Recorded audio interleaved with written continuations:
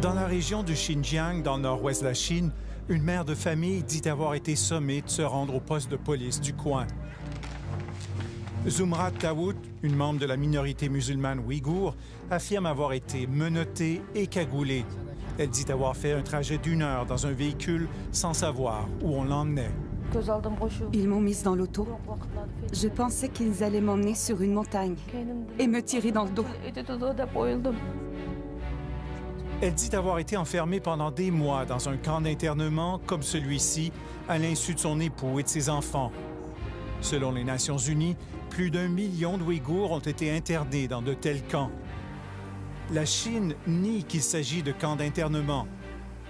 There's what we call vocational education and training centers. It's nothing to do with eradication of ethnic groups.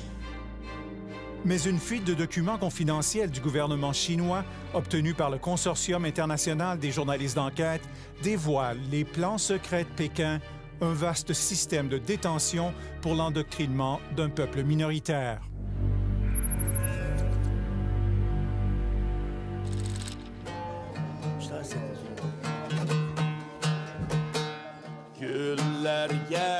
Début novembre, sur la rive sud de Montréal, des Ouïghours se rassemblent pour une soirée festive. Ils sont près de 2000 à vivre au Canada. Derrière les danses et les sourires, plusieurs n'ont pas le cœur à la fête. L'angoisse et la peur tenaillent cette communauté. Est-ce que vous avez eu des nouvelles de la famille qui est là-bas? Les gens, ils vivent dans la peur, ils ne peuvent plus parler de rien. Tu leur demandes quelque chose, ils vont se méfier de toi. Les gens vivent dans la peur. Arki Aliev est d'origine ouïghour. Il a émigré à Montréal avec ses parents il y a 20 ans. Ils sont inquiets car ils n'arrivent plus à joindre les membres de leur famille qui vivent en Chine. Quand on les appelle sur les téléphones en ligne directe, ça ne sonne pas, on n'arrive pas à les rejoindre. Qu'est-ce qu'il y en est avec mes frères, mes sœurs? Qu'est-ce qu'il y en est avec les cousins, les cousines? Ces gens-là ont disparu, comme s'ils n'ont jamais existé. On n'a aucun signe de vie depuis déjà plusieurs années, là.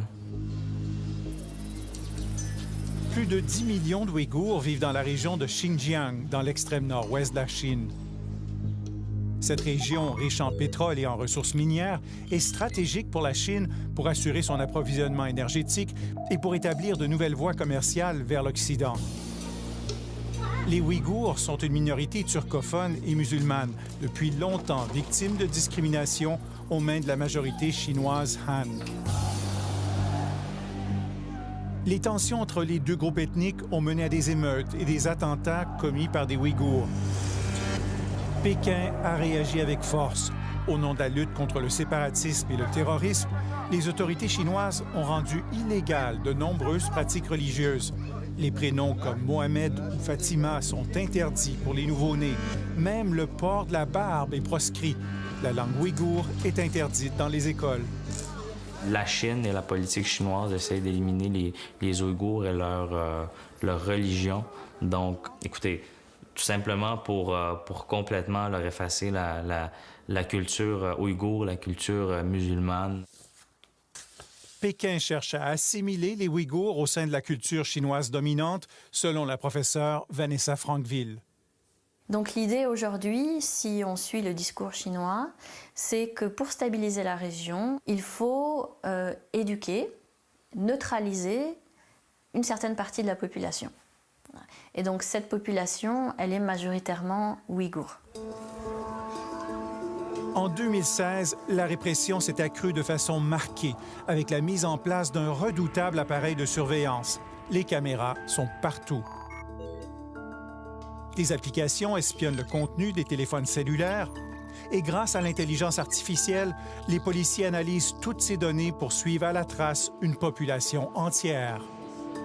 Vous marchez sur la rue, déjà les ordinateurs peuvent repérer votre face et avoir toute l'information nécessaire dans leur fichier. Donc surveillance 24 heures sur 24 sur les allées et les venues, à tous les points, que ce soit le métro, que ce soit les centres commerciaux. Il faut rentrer là avec une empreinte digitale. Je crois qu'il faut aussi voir la région ouïghour comme une région laboratoire.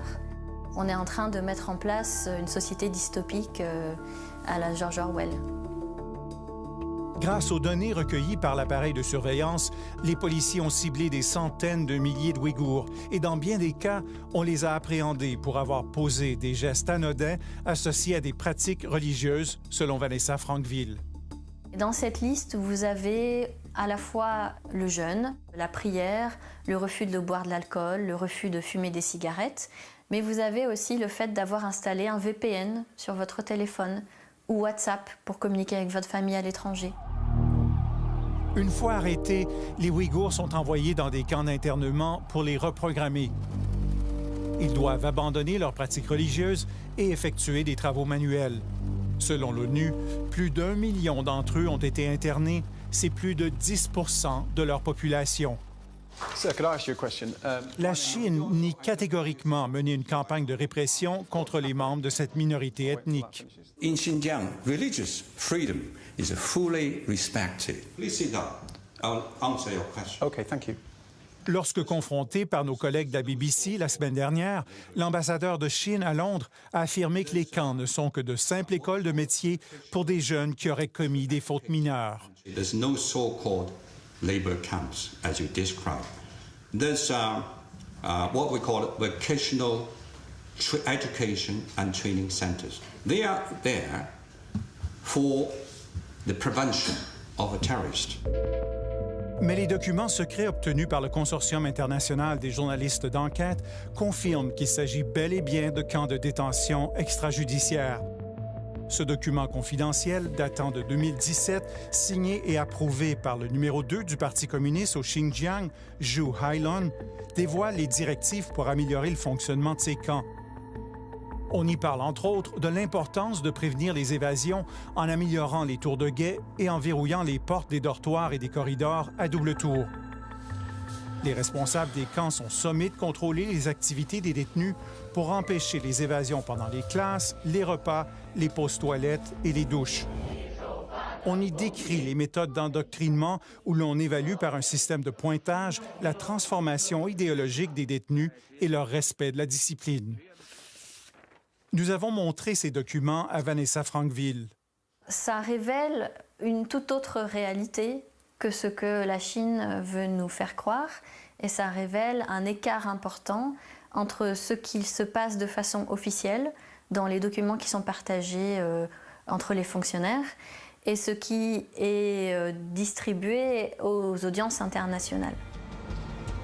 La fuite montre également que le système de surveillance de la Chine tient aussi à l'œil des Ouïghours de nationalité étrangère. Ce document mentionne que 5 Canadiens d'origine ouïghour se trouvaient en visite en Chine en juin 2017 et que leur dossier devait être examiné de près par les préfectures.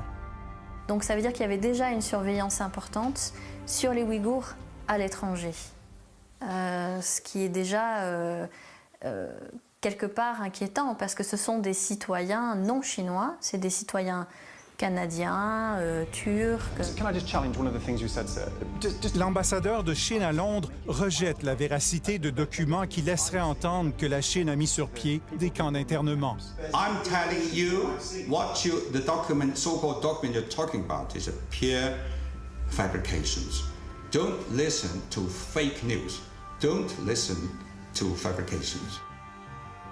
Mais l'authenticité de ces documents a été confirmée par plusieurs experts. Et des témoignages bouleversants d'ex-détenus décrivent l'enfer des camps d'internement. On voyait de nos propres yeux des choses horrifiantes. Ce ne sont pas des êtres humains.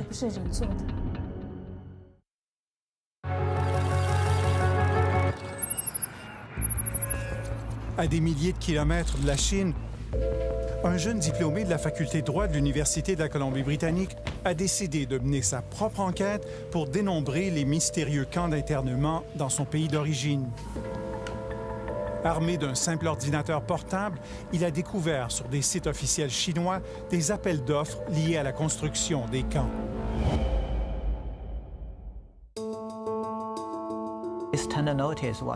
Cet appel d'offres a été publié en avril 2017 et la construction de ce camp a commencé en mai 2017.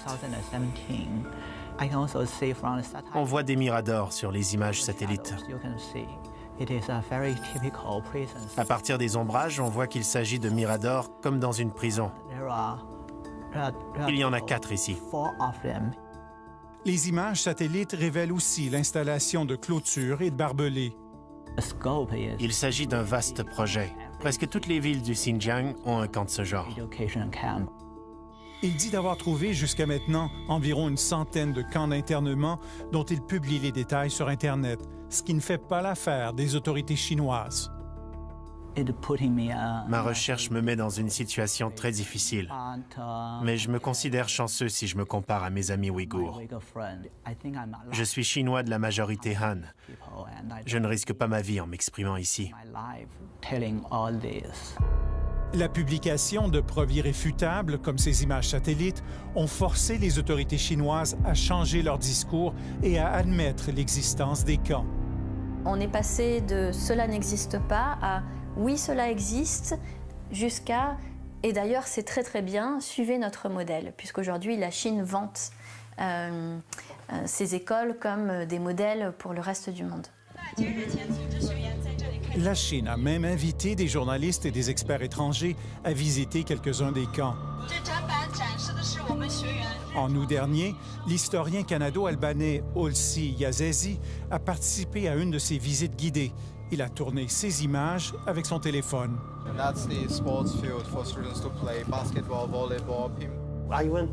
Je suis allé à un terrain de sport et j'ai vu des garçons ouïghours en train de jouer. J'ai voulu les interviewer, mais on me l'a interdit.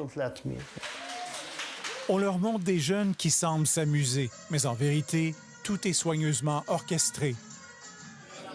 Ils sont emmenés dans une classe où l'on enseigne le mandarin et les lois chinoises. Et là, on leur permet de poser quelques questions sous l'œil attentif des agents du gouvernement. Are you afraid of your teachers?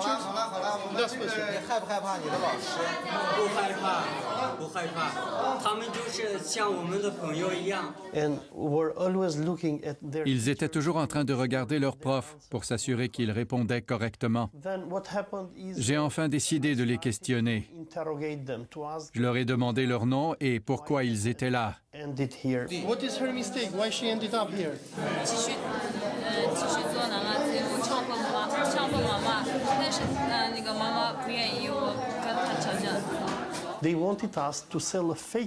Ils voulaient qu'on propage une histoire fabriquée de toutes pièces auprès de la communauté internationale, selon laquelle il n'y a pas de camp de concentration en Chine, ni de persécution en raison de l'adhésion à l'islam ou de l'origine ethnique. En quelques clics révélateurs, Sean Zhang démontre l'absurdité de l'effort de propagande chinois dans un camp de Kashgar. Il a découvert que juste avant la visite des journalistes et des diplomates étrangers, les clôtures à mailles ont été remplacées par des terrains de basket-ball. Voici les images que la Chine souhaite montrer au reste de la planète, des images tournées par la BBC lors d'une visite guidée dans le même camp. Ces jeunes jouent sur un terrain de basket-ball qui était inexistant auparavant. Le discours officiel de la Chine est aussi contredit par des témoignages bouleversants de Ouïghours en exil qui disent avoir vécu l'enfer des camps. Zumrat Dawood dit avoir été interné et endoctriné pendant 3 mois. En classe, on nous parlait du Parti communiste. On nous disait que nous étions pervertis par l'islam, que c'était une maladie contagieuse venant de l'étranger. Saregoul Tsaoudbé, une musulmane de la minorité kazakh, dit avoir été emmenée de force dans un camp pour enseigner le mandarin aux détenus. Elle s'est confiée à nos collègues de la télévision publique suédoise SVT. Plusieurs personnes dormaient dans 1 mètre carré. Elles devaient dormir sur leur côté droit, sans bouger. Si elles bougeaient, on les punissait. Selon Seragoul, il y avait une pièce appelée la Chambre noire où elle a été battue. Elle dit que des détenus en sortaient parfois couverts de sang avec les ongles arrachés. Il y avait une chaise avec des clous pointés vers le haut. Et aussi une autre chaise. Une chaise noire, qu'ils appelaient la chaise du tigre. Elle infligeait des chocs électriques.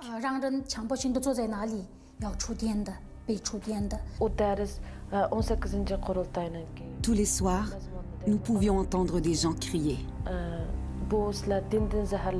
C'était comme si on les torturait.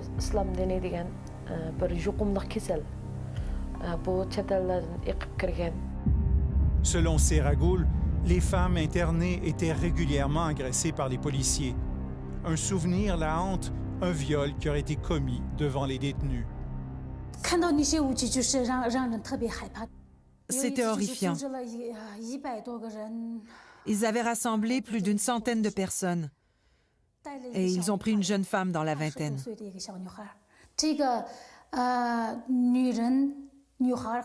Les détenus, mariés ou célibataires, étaient sexuellement torturés tous les jours. On voyait de nos propres yeux des choses horrifiantes. Ce ne sont pas des êtres humains.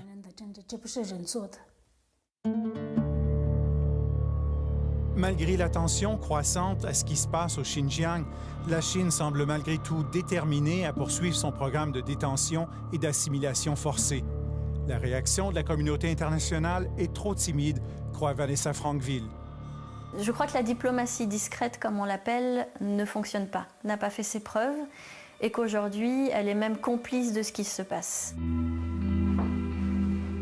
Arki Aliev, lui, espère que la communauté internationale, y compris le Canada, répondra à l'appel de détresse lancé par son peuple. Tout le monde est à fleur de peau ici, là, parce qu'on n'a aucune idée de ce qui arrive à nos proches. Sont-ils vivants? Sont-ils morts? Est-ce qu'ils sont dans des camps de concentration présentement en train de souffrir là-bas? On n'a aucune idée.